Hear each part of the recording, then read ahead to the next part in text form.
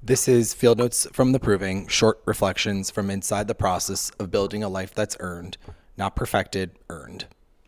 There's a strange moment that happens after your first big proof.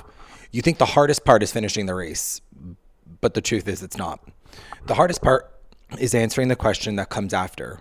Was that real, or is that just beginner's luck? Because once you prove something once, the only way to silence the doubt is to prove it again. And that's the thing. Norfolk did exactly what it needed to do. It told me that I could do it. It proved something to me that I hadn't fully proven before, that I could set my mind to something that was for me and do it and follow through. Now, you might argue my life had already shown that and that the formula had always worked. Again, it was about working hard, staying disciplined, and producing the results. But the difference was most of the formula existed on someone else's terms. School, work, expectations, systems that were already defined. But like Norfolk was different. It was supposed to be different. It was meant to be different because this is something I chose. Remember, it was in Manaloking when I decided that the half marathon was going to change my life. And because I chose it, it meant the world to me. Something the world didn't particularly care about, quite honestly. There was no boss watching. There was no report card that was supposed to exist. No promotion was waiting on the other side. It was just something I decided that mattered. And that honestly was real proof. Like, could I commit to something purely because I believed that it mattered? And the answer after Norfolk was yes, because that's what I truly wanted. And it was truly what happened. But then another thought, of course, crept in, which is a more quieter one and probably more dangerous than expected, was this beginner's luck? Because that was the strange thing about first accomplishments. The first race equaled discovery, but the second race equals confirmation. But if you're a perfectionist, confirmation is never, ever, ever simple. Because the second attempt doesn't just become about repeating the result. It becomes about correcting the mistakes. Now you know what to do. You know what not to do. You know the system. And once that knowledge exists, optimization begins. And unfortunately, that's the trap. Because historically, in my life, the formula never stopped at one goal. It stacked them. You achieve one thing and immediately add 6 more variables on top of it. And without even realizing it, that's exactly what I started doing. The Annapolis race was in December, which meant training through the absolute frigid cold of New Jersey. I'm talking snow, I'm talking wind, dark mornings, really long days, after work, cold runs where your hands go numb despite having gloves on. I'm talking layers of jackets and the heat controlled socks and everything. But that was really not the only variable. It was a new course. And Annapolis, I've never ran before. I've never, of course, only ran the Norfolk Half Marathon at this point. But this meant it was different terrain, different pacing, a bridge climb in the middle of the race. And then another variable appeared. You know, in Norfolk, my husband was there and my sister, people who understood what I was doing.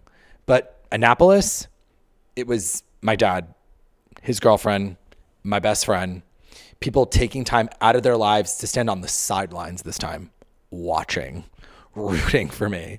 And suddenly the proof wasn't just about me and a stopwatch anymore. It now had witnesses, people who were going to be there to see the outcome. And honestly, looking back now, I can see exactly what was happening.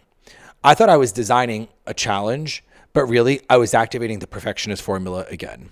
And I say that in hindsight, but at the time, I obviously didn't see it that way. I added this complexity and raised the stakes and then try to prove you can control all of it. So about a month later, I ran Annapolis, December 21st, 2024. The race started at 7:35 in the morning and I crossed the finish line at 9:26. I ran the half marathon in an hour, 51 minutes, an 8:28 pace. This time, the race was different. I didn't have the negative splits like Norfolk. And honestly, that was fine. I mean, kind of. Because what it showed was something else, that despite a completely different course, the different elevation, different terrain, and winter training conditions, my time held. It was consistent and I could relax a little bit. I remember feeling a little bit more tired during this race, certainly more fatigued, because, Norfolk had been the discovery. This felt like effort. Like I was trying on this race. And of course, the perfectionist part of my brain that hoped I would beat my first time, because that's what us perfectionists do. But the race itself was good. I remember seeing my best friend on the sidelines. I remember hearing my dad cheering.